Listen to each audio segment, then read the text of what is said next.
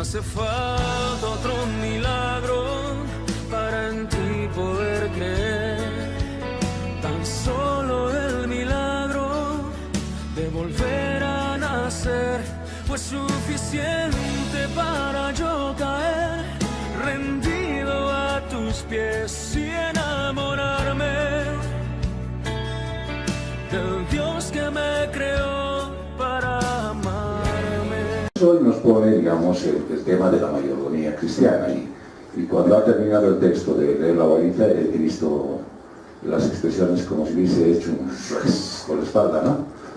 Porque uno a veces se pone a comparar, dice, sí, pero yo hago lo que quiero, lo que creo que está bien, pero el Señor tiene una idea diferente. Veamos qué es lo que Él dice ahora en la que en la iglesia se ha empezado a poner mucho más énfasis, digamos, en cuanto a tratar de cuidar más mi comunión con el Señor.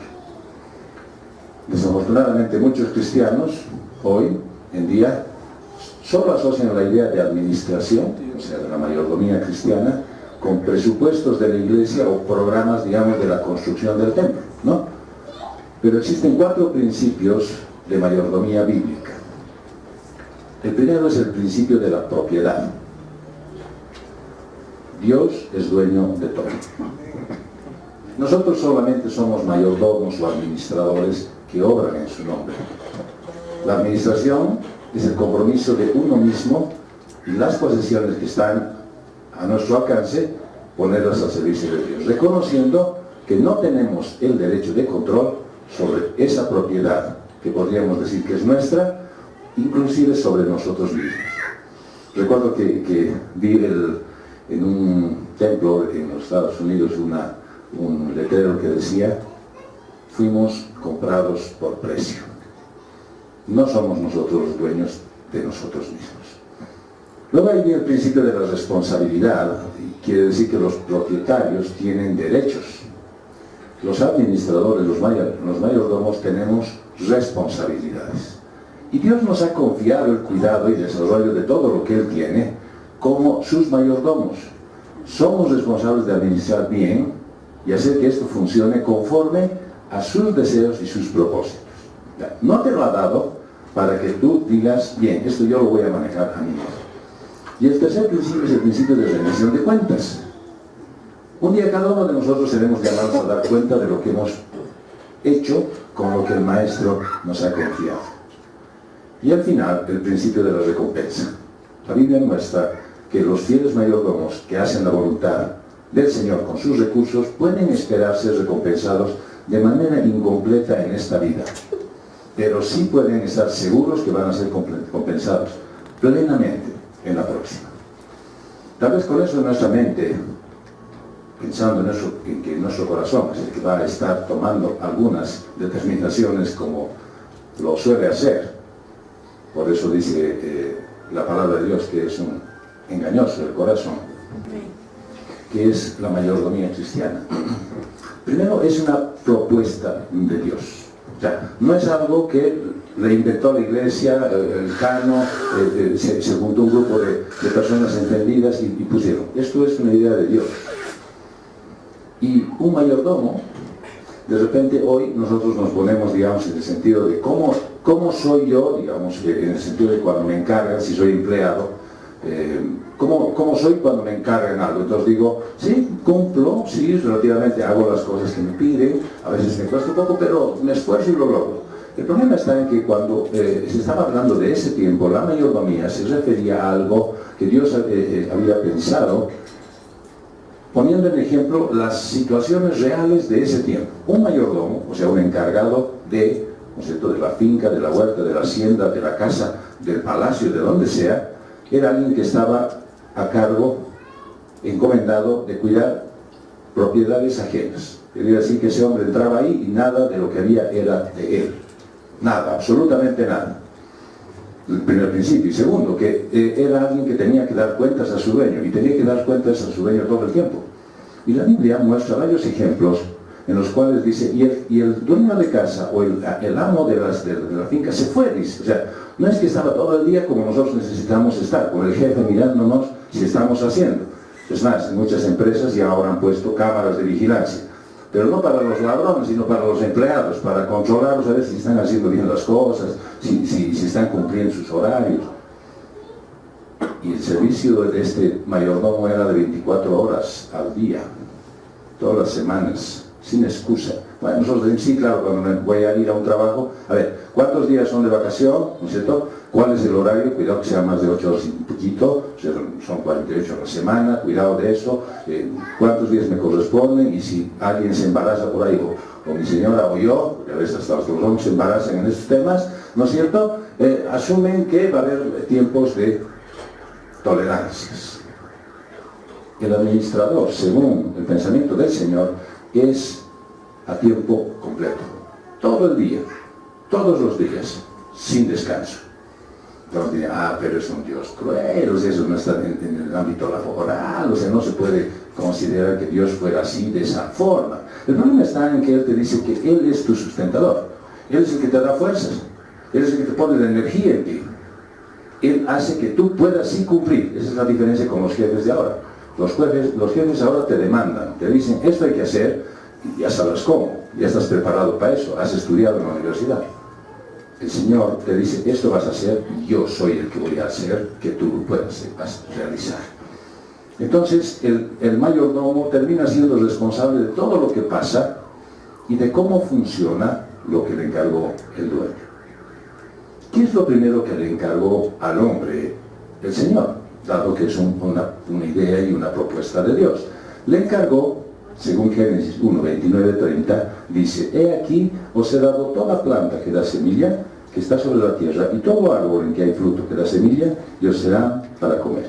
Y toda bestia que está en la tierra, y a todas las aves de los cielos, y a todo lo que se ve, se arrastra sobre la tierra, en que hay vida.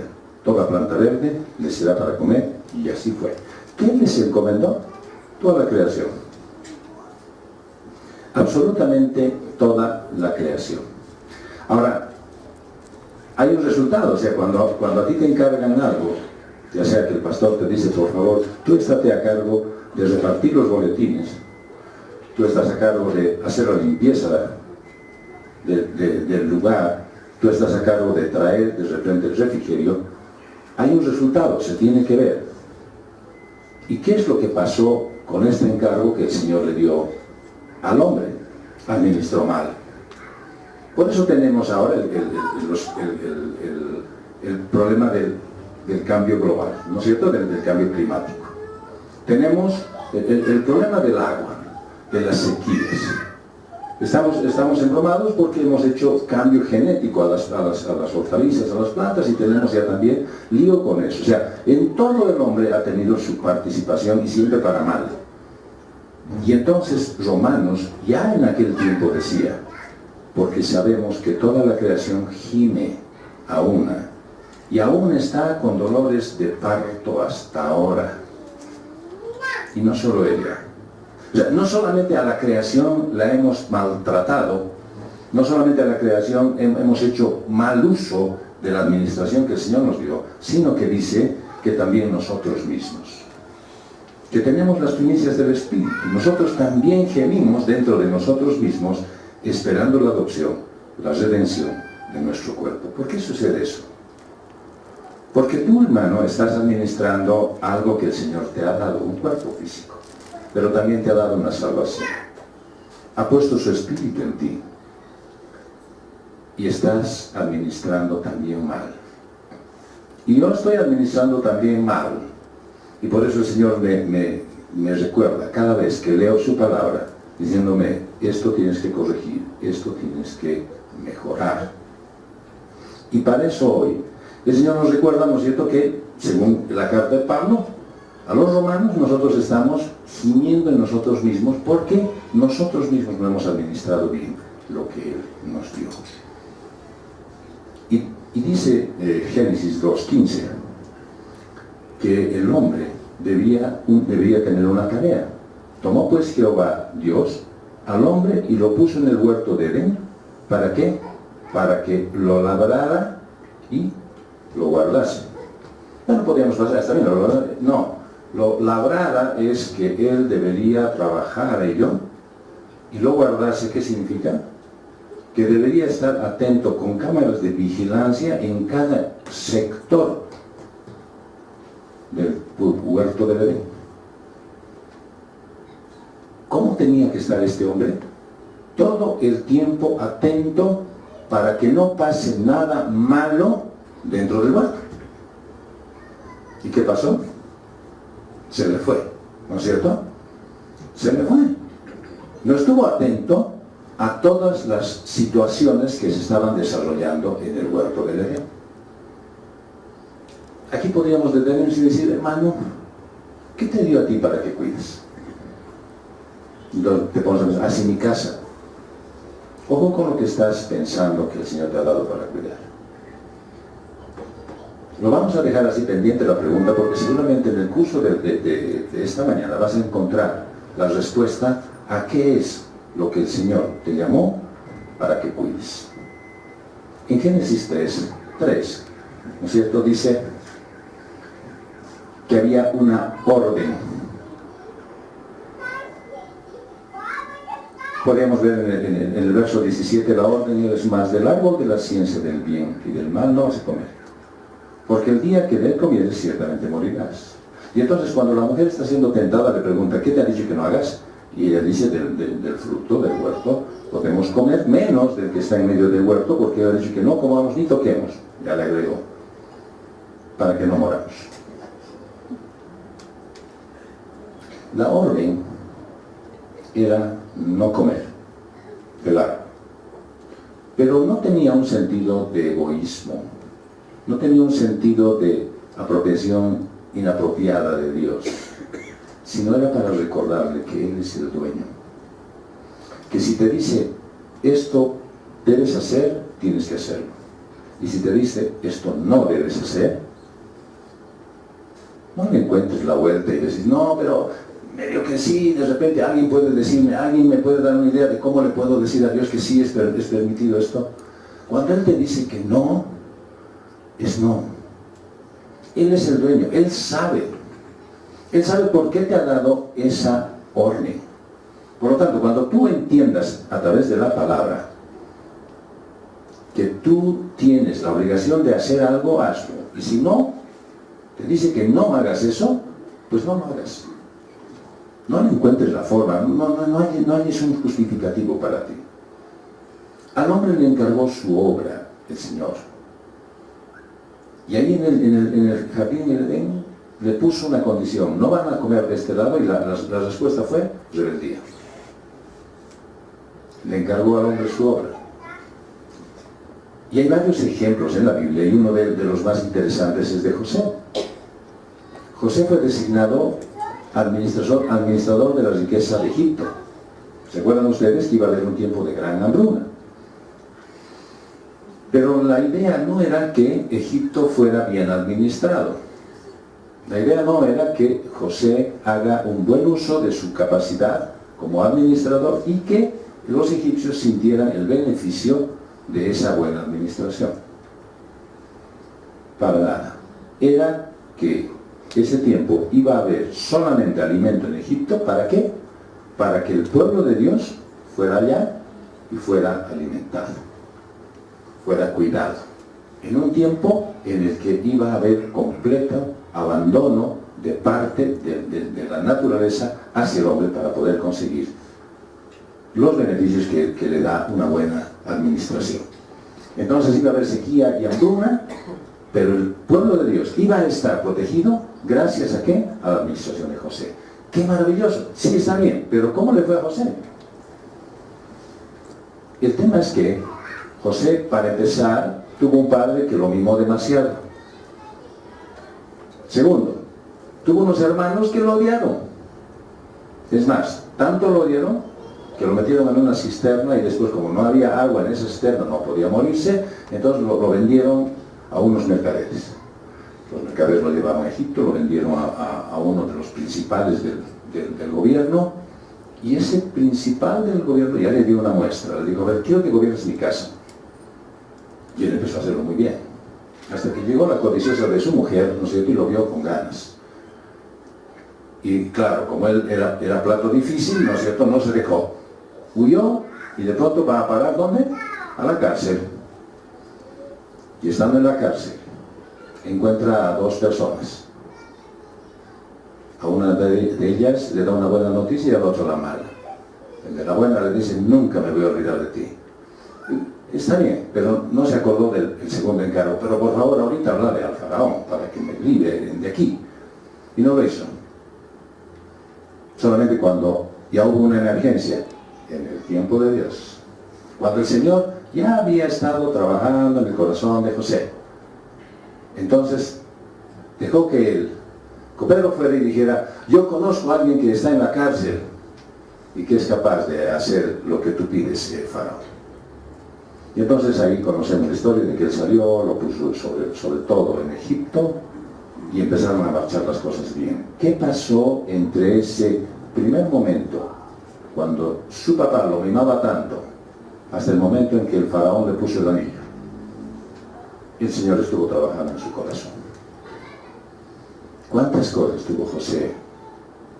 ¿Cuántas razones tuvo para odiar? ¿Cuántas razones tuvo para tomar venganza? ¿Cuántas razones él tuvo para despreciar a los demás? ¿Cuántas razones él tuvo para hacer que su poder, ese momento, cuando ya estaba con el anillo, sea suficiente para hacer lo que él quería hacer? ¿Sabes? No lo hizo. ¿Por qué? Porque el Señor estuvo trabajando en su corazón. Esos momentos de quietud en la cárcel en que no pasaba nada, es cuando José seguramente se pudo haber puesto a pensar, ¿qué clase de padre tuve? Él provocó que mis hermanos me odiaran. ¿Qué clase de hermanos tuve? ¿Cómo unos hermanos pueden odiar a su propio hermano? Y el Señor fue sanando una a una las cosas que él le confesaba.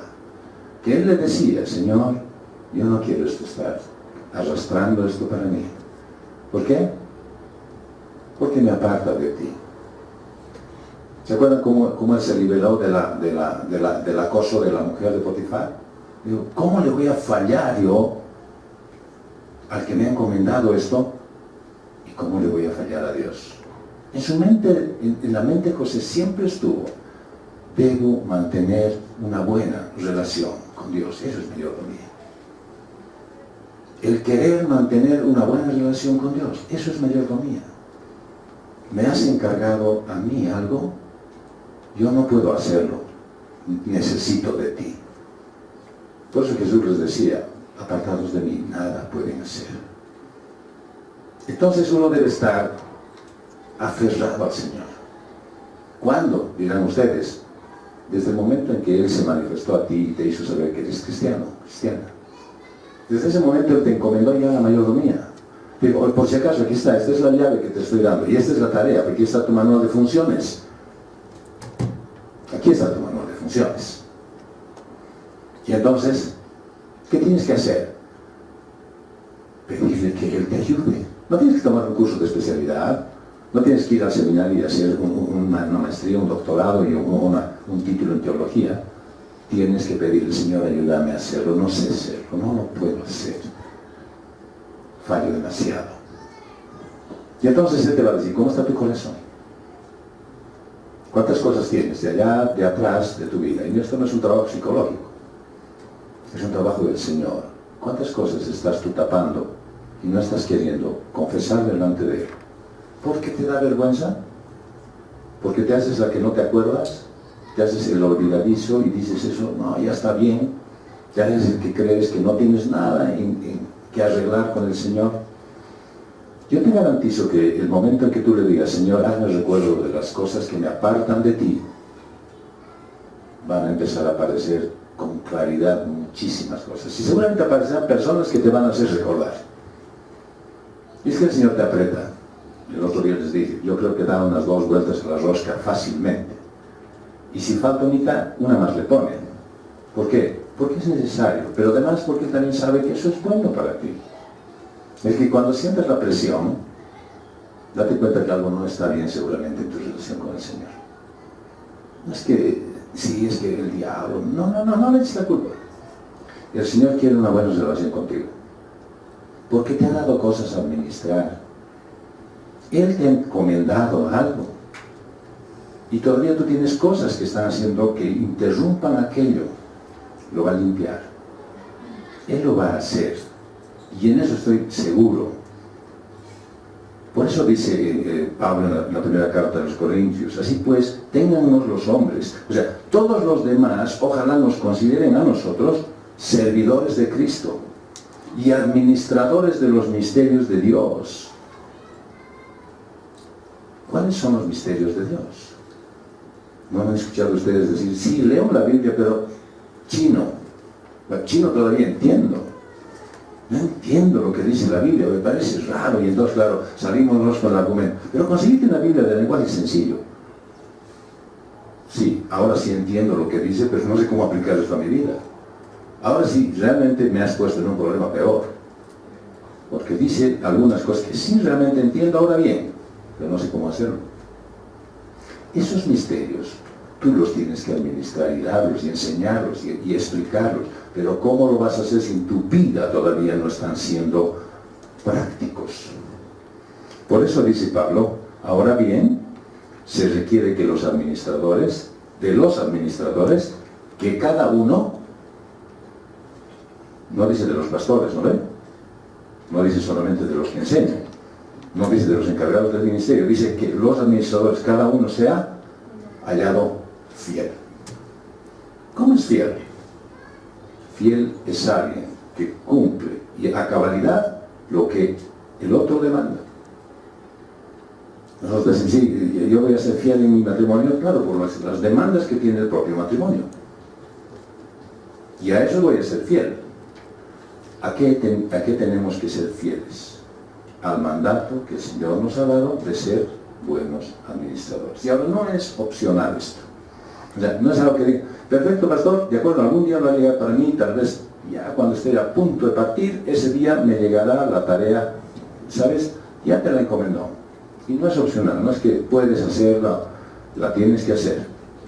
Porque Él mismo ha dicho que lo que ha tomado a su cargo no lo va a abandonar, no lo va a dejar, sino que lo va a ir perfeccionando hasta el día de Jesucristo. Por lo tanto, eso es lo que va a pasar en tu vida. Y eso es lo que está pasando en tu vida. Cuando tú sientes que de repente hay algo que te está molestando, te incomoda, la salud, el trabajo, cualquier cosa, es el Señor que te está llamando la atención. Y te está diciendo, te estoy perfeccionando y te voy a pulir. Y voy a quitar todo lo malo de ti. Y si alguien sabe de cómo se hace un diamante, por ejemplo, es una piedra así gigante, la que sacan y saca un diamante de este tamaño. Pero para que lleguen a eso, tienen que haber lijado, pulido, raspado, golpeado, y de haberle dolido al diamante. Te garantizo que te va a lijar, raspar, pulir, te va a doler. Por eso es bueno que le diga, Señor, ponme a tono contigo. ¿Qué está mal de mí? José ha debido estar N días pensando, ¿qué he hecho mal? ¿Qué cosa no he hecho bien?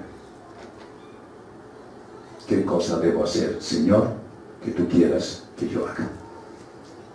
Y también, como se trata de la administración, ¿no es cierto? El Señor también puso en algunas personas en particular el cuidado. Por eso es necesario, dice en Tito 7, que el obispo sea irreprensible. Cuando lean la palabra obispo, entiéndanse, el responsable de la iglesia. Quiere decir, en este caso, el pastor. El pastor sea irreprensible, como administrador de Dios. No soberbio, no iracundo, no dado al vino, no pendenciero, no codicioso de ganancias deshonestas, de la curva norte. No, eso no dice. Hospedador, amante de lo bueno, sobrio, justo, santo, dueño de sí mismo. Ya para ver si estaban despiertos. Eso deben demandar del pastor. Eso es lo que tienen que pedir, que así sea él. Porque eso el Señor puso en él.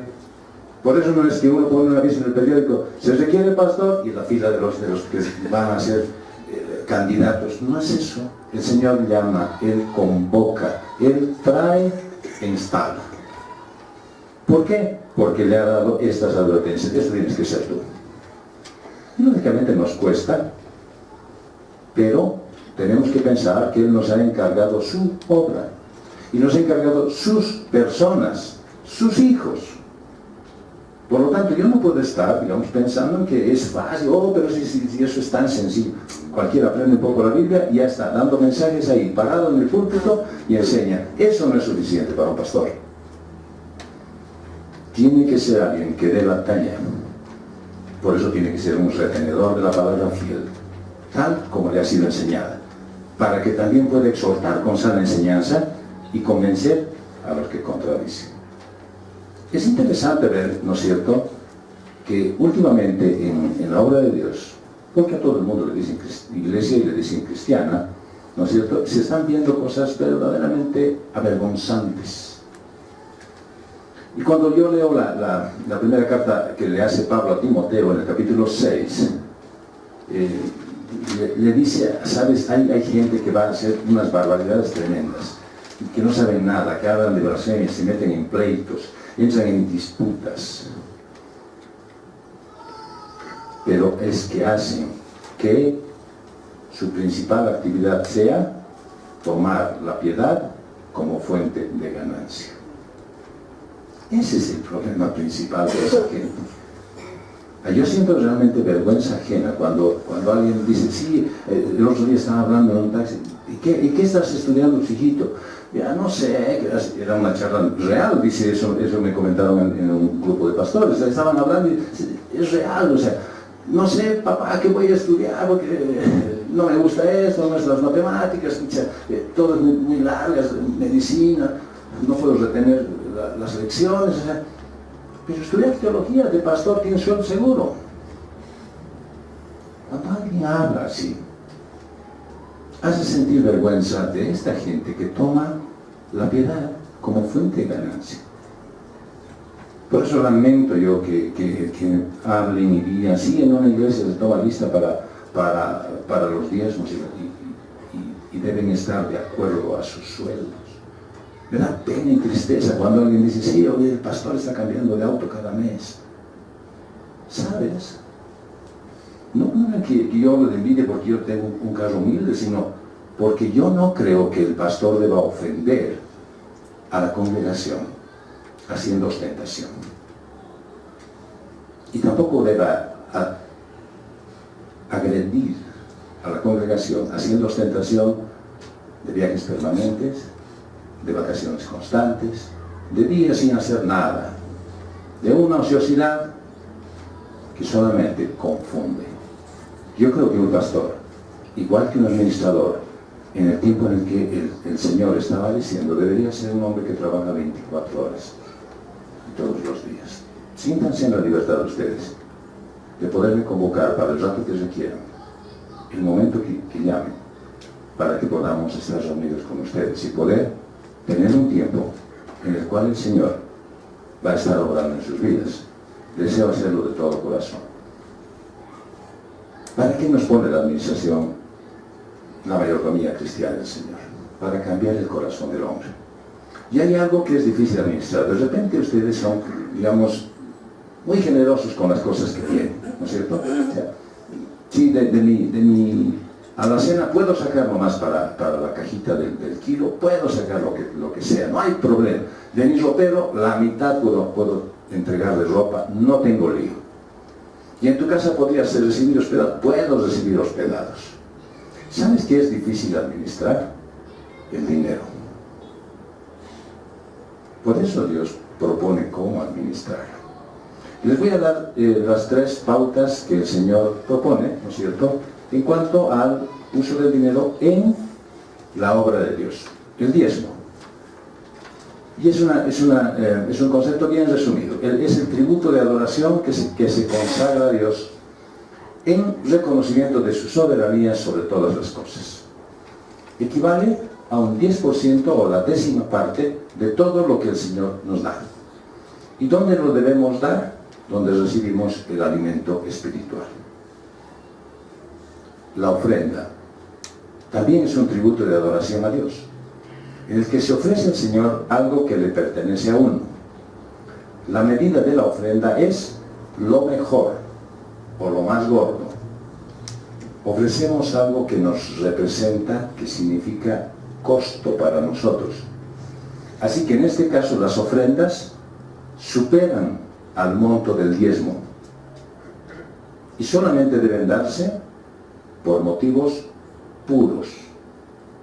Después vamos a explicar qué significa. Y la limosna, bueno, la limosna es una obra de bien y de beneficio y de alivio a los pobres, ya sea en dinero o en alimentos o en otra cosa.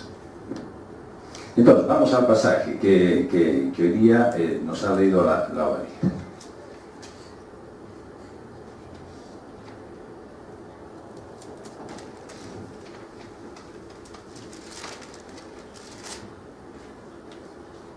Estamos en el capítulo 12. Estando Jesús delante del arca de la ofrenda, miraba cómo el pobre echaba dinero en el arca y muchos ricos echaban mucho. Y vino una viuda pobre y echó 2 blancas, o sea, un cuadrante.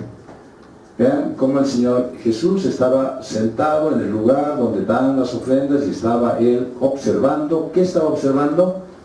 A ver, ¿cuánto van a dejar para el templo? No, estaba observando cómo es el corazón de los que vienen y cumplen. Y encuentra 2 tipos de corazón. Los que daban mucho y el corazón de una viuda que daba una moneda de poco valor. A los ojos de todos los hombres, ¿no es cierto?, había muchas razones suficientes como para admirar a aquellos que daban mucho. Había muchas razones para decir, verdaderamente estos hombres han entendido lo que Dios pide. Y cuando vieron a la viuda, decían, ay, esta señora trajo la limosna, porque solamente ha dejado 2 monedas. La mayordomía cristiana es la forma en que el Señor ha determinado qué debemos hacer con el dinero al participar en su obra con algo difícil de disponer. En 1 Corintios 16:2 dice, cada primer día de la semana, cada uno de ustedes ponga aparte algo, según haya prosperado, guardándolo, para que cuando yo llegue no se recojan entonces las ofrendas. Eso es lo que estaba viendo el Señor Jesús. Él estaba viendo el cumplimiento de aquello que cada primer día de la semana iban y dejaban sus ofrendas. ¿Dónde? En el lugar de las ofrendas. Entonces, ¿qué había sucedido previamente para eso? Tenían que haber apartado. Primer principio del apartar significa, de lo que yo he recibido, primero lo pongo en un lugar. Lo primero, cuando tomamos consejería prematrimonial, siempre existe una que conflictúa a los novios, porque les decimos, de lo que tú recibes como bendición de Dios, tienes que poner en tu presupuesto, ¿no? El presupuesto de alquiler, luz, ¿no? Pero el primero es ofrenda. Pero ¿acaso no es primero todo lo que gasto y después lo que queda? No, primero es la ofrenda. ¿Cuánto está en tu corazón poner? Eso es primero. Dice que entonces, llamando a sus discípulos, les explica. Estaban mirando, ¿se acuerdan ustedes? Les digo, de cierto que esta viuda pobre echó más que todos los que han echado en el arca. Yo creo que los discípulos han debido caer sus quijas hasta aquí. ¿Cómo? Pues entonces hemos visto que hay unos que han llevado bolsas. Hay algunos que han dejado un montón así de oro. Hemos visto que han dejado harto. Y tú dices que esa viuda que ha dejado dos blancas, un cuadrante, o sea, prácticamente como menos de 5 centavos actuales, ¿esa ha puesto más? Sí, le dice, porque todos han echado de lo que les sobra. Todos han puesto lo que ya no utilizan. Tanto no utilizan, ni siquiera han debido poner todo. Pero ella, de su pobreza, echó todo lo que tenía, todo su sustento. La viuda había demostrado tener un pleno compromiso con el Señor. Los ricos, ¿qué hacían? A pesar de que daban mucho, estaban dando simplemente en un sentido religioso. Pero eso se puede ver, digamos, que viene atado a algo que el Señor ha previsto. Sí, por supuesto, en 1 de Reyes 17, 13 y 14, hay una línea de enseñanza de Elías y una viuda, ¿no es cierto? Y Elías se acerca a una viuda que estaba necesitada, y la viuda solamente tenía, dice, un poquitito de harina y un poquito de aceite. Y entonces le propone a su hijo: ¿sabes qué, hijo? Vamos a hacer lo siguiente. Vamos a preparar unas masitas, unas pequeñas tortas, y se llamaban en ese tiempo. Vamos a prepararlas con el poco de leña que queda, lo vamos a cocer, vamos a comer, nos vamos a echar y nos vamos a morir. No es que haya envenenado la masa, sino que eso era todo lo que íbamos a terminar de comer, y no tenemos más, y no tenemos opción de conseguir nunca nada más. Por eso, hijo mío, le dice a su hijo la viuda, nos vamos a servir estos dos, esa pequeña porción que nos queda de harina y aceite, cocido, y vamos a morir. Y entonces llega Elías y le dice: vengo por encargo, porque si ven pasajes más antes, dice: levántate, le dice a Elías, ve a Sarepta de Sidón y mora allí, porque le he dado una orden a una viuda que te sustente.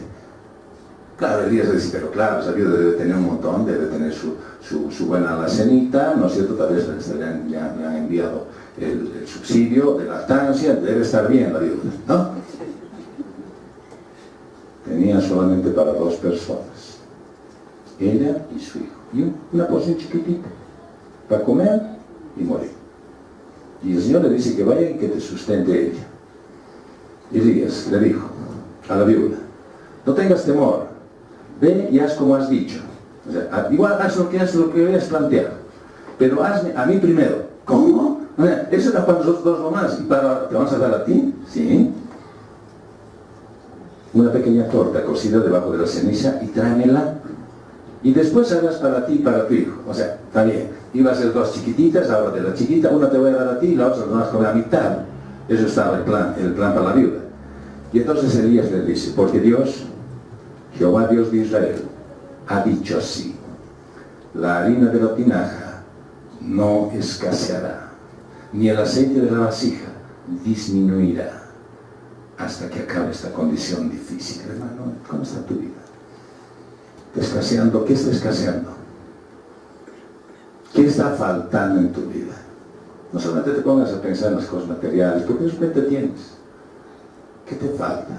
Paciencia, tolerancia, amor, una actitud sana hacia los demás, confianza en Dios. ¿Qué te está faltando? Cuando tú le entregues todo al Señor, cuando toda tu vida esté a cargo de Él, dice Él que nunca va a faltar nada más. Nunca más nada va a faltar. Y si tú dices: pucha, no, mi sueldo no me alcanza y no voy a llegar, es porque estás haciendo el cálculo de la viuda. Es porque todavía el mensaje de Dios no ha llegado a tu corazón. La promesa es que si ofrendas a Dios lo más valioso, nunca vas a tener escasez. ¿Qué es lo más valioso de Dios, de ti para Dios? Tú mismo eres lo más valioso para Dios. Y no depende de la cantidad, porque aquí no estamos pidiendo, por favor, los billetes de 100, los de a 200, no estamos pidiendo nada. Aquí estamos hablando que no depende de la cantidad, sino del valor. Depende del valor que tú le das a lo que le ofreces a Dios. Y por eso la mayordomía cristiana requiere, es una forma de servir, pero requiere un cambio de mentalidad. Y requiere que tú cambies tu chip. Ya, o sea, quiere decir que si yo doy, voy a recibir. Eso no es correcto. Y si doy más, voy a recibir mejor. Tampoco es correcto. Y entonces tengo que dar todo, y aunque yo pase hambre, tampoco es correcto. Tienes que cambiar tu mentalidad. El Señor es mi sustentador, pero yo tengo que obedecerle primero, y tengo que hacerlo de corazón. Y hay 3 formas en las que el Señor determina que se debería hacer. Y la primera es con solidaridad. Dice en Hechos 44, 34, 37, ¿no es cierto?, que hoy día el hermano Tito lo ha descrito bastante gráficamente. Así es que no había entre ellos ningún necesitado, porque todos los que poseían heredades o casas las vendían y traían el precio de lo vendido. ¿Cuánto traían el diezmo? Y lo ponían a los pies de los apóstoles, para que ellos se los repartan, y se repartía cada uno según la necesidad. No es que los apóstoles, ¿cuánto han traído? Han vendido una casa en 300, venga para acá, para nosotros los 280 y 20 para los demás. No había nada de eso. No había personas necesitadas. Había lo suficiente. Había la posibilidad de ayudar a todos. Hermanos, si tú traes y destinas tu tiempo a full, ¿cómo no va a haber personas que escuchen el Evangelio, que vean obrándote a ti? Y vean cómo esa gente no esperaba retribución, no sembraban cientos para cosechar millones. No decían, venderé mi casa urgente para dejar toda esa plata y a ver que me mande el Señor 3 casas. No lo hacían. Administraban los bienes con liberalidad, según las órdenes del Señor. Obviamente tampoco ahora las sugerencias, todos vendan sus casas y traigan su plata. El Señor te ha dado para que administrarlo bien. ¿Cómo debería administrar, dice el Señor? Con alegría. En 2 Corintios dice, cada uno dé como propuso en su corazón, no con tristeza. ¿Por qué no dice como propuso en su mente? Porque la mente saca cuentas. No, el corazón es el que reacciona delante del Señor. Por eso a Eva, cuando la agarró del corazón, no la agarró de la mente. Porque las mujeres calculan bien, ¿no? Y hacen alcanzar bien hasta el final. Son excelentes administradoras las mujeres. Eva, si hubiese agarró por la mente, no hubiese calculado bien, dice, no te doy paso, Satanás. Le pone el del corazón, entregó fácilmente todo. Pero uno dice que debe hacerlo como propuso en su corazón, no con tristeza. ¿Qué produce tristeza? Ay, voy a dar, me voy a quedar sin esto. ¿No es? Eso es lo que produce tristeza. Ni tampoco por necesidad, así, necesito que el Señor me devuelva lo que estoy dando. Señor, te estoy prestando. No hay eso, dice. Dios ama al dador alegre. Y poderoso es Dios. Y esa es la palabra importante. A veces lo dejamos ahí. Dador alegre, ya está. Todos en alegría vengan a dar aquí. No es así. Poderoso es Dios para hacer que abunde en ustedes toda gracia, a fin de que teniendo siempre en todas las cosas lo suficiente, abunden para toda buena obra. ¿Está hablando de plata? Está hablando de todo. Como está escrito, repartió, dio a los pobres, su justicia permanece para siempre. Y el que da semilla al que siembra y pan al que come, proveerá y multiplicará vuestra sementera y aumentará los frutos de vuestra justicia. ¿Sabes? Si tú confías en el poder de Dios y que Él te está guiando a hacer lo que tienes que hacer, hazlo con alegría. Dios tiene el poder para que el corazón abunde en buenas obras acorde a su plan perfecto. Porque Él es el que da la semilla que se siembra y el pan que a uno le alimenta. También va a dar todo lo que es necesario para que tengan más y puedan ayudar a otros. ¿Por qué siempre que uno habla de esto dice, sin plata, dinero, hay que dar? Hermanos, hay necesitados de abrazos, hay necesitados de compasión, hay necesitados de compañía, hay necesitados de amistad. ¿Cuántos amigos tienes acá en la iglesia? Estamos necesitados de tu amor. Todos necesitamos de tu amor, de tus muestras de amor. Mandarlas por el WhatsApp, y no estamos pidiendo cheques. Estamos pidiendo afecto. Estamos pidiendo empatía. Estamos pidiendo solidaridad contigo. Nada más. Hazlo siempre. ¿Por qué? Porque el que es todopoderoso ha puesto en eso en ti sobreabundantemente. ¿Y cómo más deberíamos dar? Según la palabra de Dios, con desprendimiento, dice. En 2 Corintios 8 dice, asimismo, hermanos, hacemos saber la gracia de Dios que se ha dado a las iglesias de Macedonia, que en grande prueba de tribulación, ¿cuándo cuando la estaban pasando muy mal, la abundancia de su gozo y su profunda pobreza, encima estaban pobres, abundaron en riquezas de su generosidad. Teníamos poco y nada, y hemos sido abundantes, dicen los macedonios. Pues doy testimonio de que con agrado han dado conforme a sus fuerzas y aún más allá de sus fuerzas. Pero hay algo más importante todavía. Dice, pidiéndonos con mucho ruego, nos suplicaron que les concediésemos, ¿qué? El privilegio de ¿qué? De participar en ese servicio para los santos. Por favor, pastor, llámeme a mí la siguiente vez que va usted a visitar un enfermo. Por favor, llámeme a mí. Ya, ahora no se anoten los que quieren visitar a las viudas. No, no. Las señoras avísenme a quienes quieren visitar a las viudas. Hay cosas que hacer buenas. Pastor, llámeme a mí. Yo estoy disponible. No tengo tiempo. No tengo mucho tiempo, pero puedo ir. ¿A alguien le gusta ir a la cárcel? No, a nadie le gusta ir. Porque uno ve mucho dolor ahí adentro. Pero si algún día el Señor nos manda, quisiera que vayamos con alegría y poder suplir con abundancia la carencia que ellos tienen. ¿Cuál es la carencia que tienen? Libertad.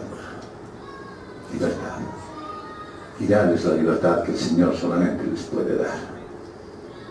Dice que estos macedonios dieron mucho más allá de su capacidad económica. Pero no solamente eso, sino que rogaban tener la oportunidad de dar, porque lo consideraban un privilegio. Ese privilegio de dar aquí la ofrenda solamente es de los hijos de Dios.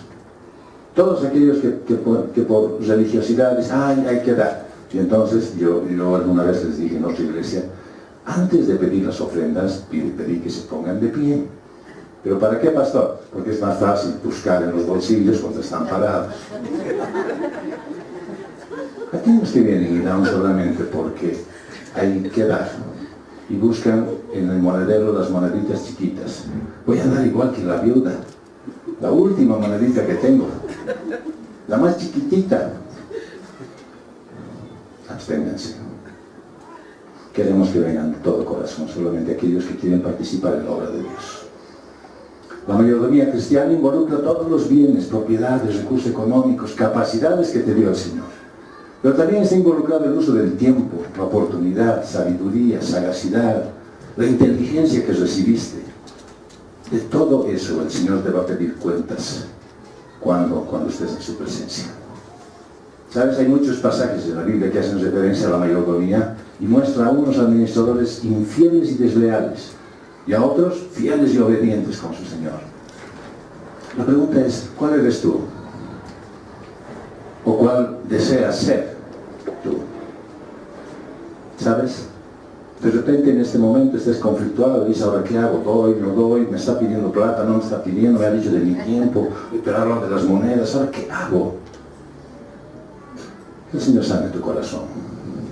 Es necesario que tú le entregues tu vida a Él para que después puedas administrar correctamente. Ahorita lo vas a hacer con la mente. Vas a calcular, decir, pastor, ha dicho un tipo de... Y ahí se para al lado de las ofrendas y está mirando, entonces veré cómo voy a dar. No lo calcules. Pon tu corazón en manos de Él. Él que limpie tu corazón. Él que lo sane completamente. ¿Qué cosas tienes que están estorbando? ¿Qué cosas hay que te apartan del amor de Dios? Tal vez de repente estás recordando cosas antiguas, pasadas, algo que no has podido nunca superar. Es eso lo que el Señor quiere sanarte. ¿Para qué? Para que seas un buen administrador. Y entonces me gustaría animarte a que analices y que sepas que al final de tu vida, si fuiste fiel, podrás oír a tu Señor decirte, bien, buen siervo y fiel, sobre poco has sido fiel, sobre mucho te voy a poner. Entra al gozo de tu Señor. Eso yo deseo que la Iglesia, la Comunidad Cristiana de Restauración, empiece a cumplir con su nombre. Quiero restaurar mi relación contigo, Señor. Fue una realización de Comunidad Cristiana de Restauración.